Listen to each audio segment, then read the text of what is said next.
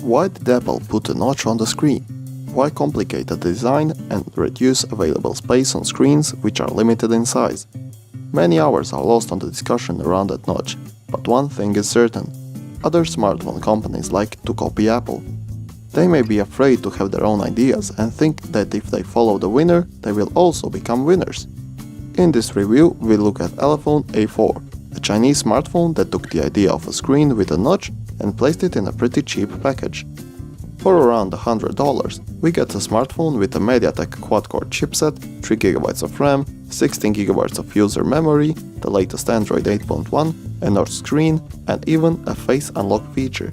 How good has the Elephone managed to integrate these functions? Well, let's start with the build quality of this smartphone. This smartphone already has little less standard design. At the front and the back there's glass, and the smartphone is bordered with what looks like real chrome. What separates it from most is its back, which has two visual elements. One part on the back has very fine lines on it, while the rest is plain color. Such a small visual change is already quite different from the uniform design of a standard smartphone nowadays. Chromed edges are made pretty well because they do not feel like cheap plastic, rather like real metal. The volume buttons have no middle indentation but are quite comfortable to press whilst being tactile, just like the power button that is textured and rounded, so you will not accidentally confuse it with the volume buttons. Below these three buttons is a fingerprint reader, which I personally think is one of the worst spots for the sensor, since the smartphone is often held on the edges, which lead to various random touches, especially when pulling the phone from the pocket. In the end, it probably depends on how you hold your smartphone, and this position may suit you perfectly. Although the glass front and back may look attractive, be sure that they'll be covered in fingerprints very quickly. Fortunately, this problem can be solved by swiftly wiping it on your pants or t-shirt. I won't even mention the problems that can arise with glass backs and falling. I would also like to mention that the micro-USB connector at the bottom is embedded very deeply, and that all standard micro-USB cables will fall out and have a poor connection. All in all, if you do not mind the glass and the position of the fingerprint reader, I would say that for the price this smartphone feels very nice in hand. Although Elephone has put a very fresh version of the Android system on the smartphone, I cannot say that it has done it much good. They themselves have made their own life difficult, since they put the notch at the top of the screen, even though Android natively does not support such special screen shapes. YouTube videos cannot stretch up to the physical edge of the screen, but are cut off under the notch. Texts and icons on the sides of the notch are poorly positioned, and occasionally sometimes the notch cuts them off. The games do not go over the notch, and it does seem to look rather weird. Still, I cannot say that the effect is bad, because in some cases it really looks like the phone has two small screens above the main panel. Additionally, the operating system that the Elephone put on the smartphone does not have a lot of bloatware, and is quite close to the native Android, apart from the couple of plugins from Elephone like their application launcher and their cloud service. The only problem with this system is the lack of optimization and polish. Microstutters in the system are common, and the entire user interface runs at a rather unstable speed. The task switcher can slow down the interface to probably under 20 FPS, which is very bad. Just opening and changing the applications is not slow, but the animations are. Another thing I should mention is the fingerprint reader. Although I've added my finger several times, there are always problems with unlocking, and very often I needed to type in my PIN after my smartphone banned using fingerprints because of failed attempts. When it's working, the fingerprint reader can unlock this phone very quickly. The problem is that it rarely works. It may be my finger's fault, since I had similar problems with other cheap Chinese smartphones, or maybe they just use bad sensors. With a fairly small 3000 mAh battery, you should not expect much from this smartphone. Unfortunately, expectations I had are met. I did a quick drain test by playing Subway Surf for 15 minutes at maximum brightness. In these 15 minutes, the battery level went down by 8%, which is a considerate amount of power gone. I also have to say that the chipset of the smartphone has gotten quite hot while I played the game, even to the unpleasant levels. Obviously, the unoptimized chipset is credited for quite a bit of that consumption.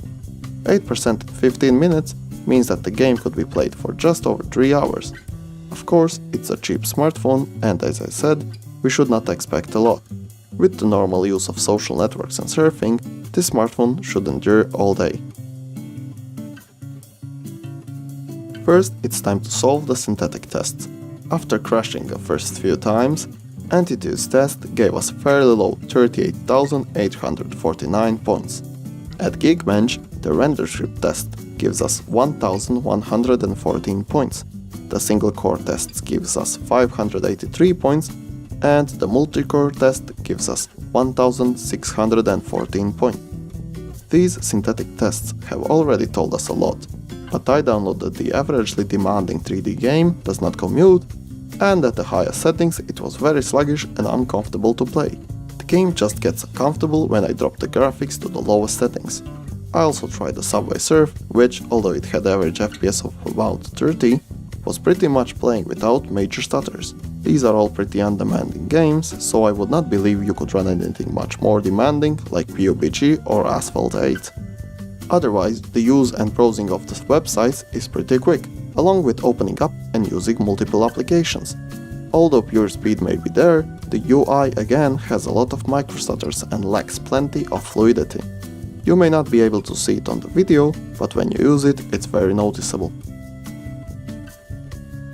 I need to be honest, I was expecting a lot less for a camera on such a smartphone. In the end, what I got is a pretty normal camera that in no sense is great, but has no giant weak spots. The details in the night get a bit lost and the picture is slightly blurred due to the denoise algorithm used by the smartphone, but you'll still see what you need to see. During the day the colors are fairly correct and everything seems fine. The picture is also sharp even though the lens covers quite an angle. When shooting, we have Full HD recording with electronic stabilization. Rolling shutter is noticeable, but not too much, and electronic stabilization stabilizes, but also not too much. Unfortunately, as with most Chinese smartphones with electronic stabilization, the picture is always too distorted and stretches completely unnaturally. Fortunately, with a smartphone, at the end we get a seemingly more stable picture than with some others. Simply, when I look at the camera quality and the price at which I got all this, I would say I did not expect much more. The camera application is a bit odd and rudimentary, but when you get hold of it, it will not cause you any problems. As with performance testing, first come the synthetic tests. The results shown are measured with the headphones connected to the mobile phone and should reflect the reality fairly well. With the big AKG K141 Mark II, this is how the frequency response looks like. Here's the THD and stereo crosstalk. With the small Panasonic RP HJE 125K, this was the measured frequency response. Here's the THD, and finally here's the stereo crosstalk. In a listening test, you can hear the lack of low frequencies a bit. It should not cause problems, but music will certainly not sound as beautiful as it would with a better system. Sometimes distortion is heard at medium and high frequencies, but not often and only at the highest volumes. Fortunately, the headphone connector is tough and great, meaning good and quality contact. The loudspeaker is fairly average, but has no deep frequencies. It's quite loud without the unpleasant distortions. For such a price, I would say this is good enough, since very good mobile speakers are still a luxury thing. Inside, there's a classic IPS panel with one extra, the black notch on top. Although the notch itself doesn't affect the quality of the image on the screen, a lot of the problems are created due to the imperfection of the user interface optimization by Elephone. The screen itself has a nice contrast and fairly bright colors, which makes the smartphone very nice on the front. Its resolution, on the other hand, is quite non-standard.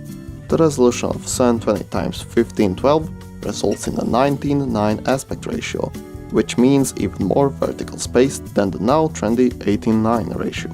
True, this makes the smartphone quite interesting to use, but can lead to complications in applications that are made only for 16:9 and 18:9 phones. Another interesting addition is that all 4 edges of the screen are rounded. Although it probably loses about 20 pixels, the effect seems quite attractive in itself. Some probably prefer classic sharp edges, but it depends on the taste. I can only say that the rounded edges of the smartphone did not create a problem for me.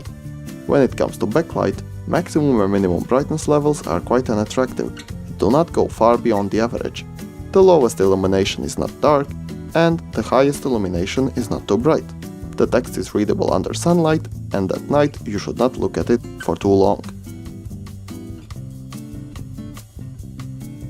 With this smartphone, Elephone has tried to bring luxury aesthetics into a non-luxurious price ranking.